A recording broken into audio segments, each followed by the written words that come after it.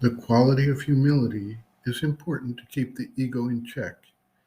But even here, the ego finds ways to create an artificial form of humility that actually reinforces the ego.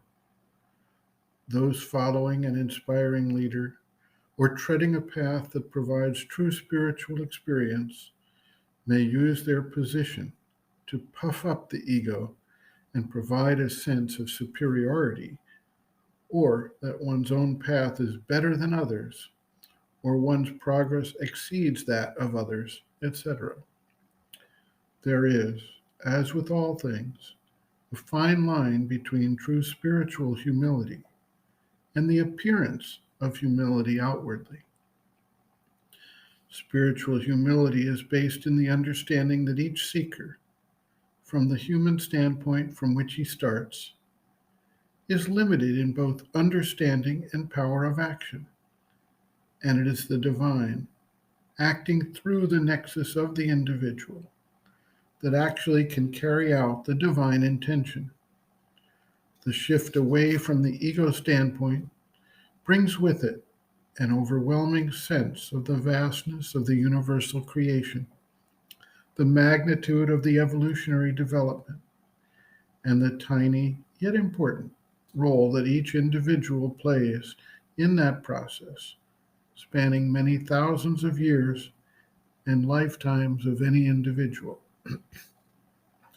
Sri Aurobindo observes, quote, humility before the divine is also a sine qua non of the spiritual life, and spiritual pride, arrogance, or vanity, and self-assurance press always downward. But confidence in the divine and a faith in one's spiritual destiny, that is, since my heart and soul seek for the divine, I cannot fail one day to reach him, are much needed in view of the difficulties of the path. A spiritual humility within is very necessary, but I do not think an outward one is very advisable. Absence of pride or arrogance or vanity is indispensable, of course, in one's outer dealings with others.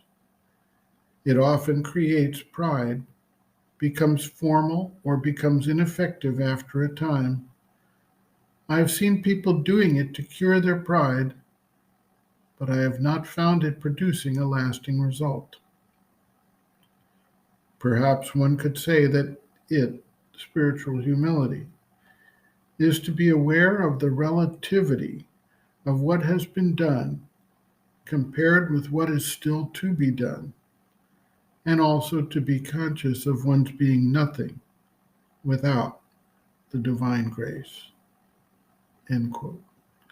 Reference, Sri Aurobindo, Integral Yoga, Sri Aurobindo's Teaching and Method of Practice.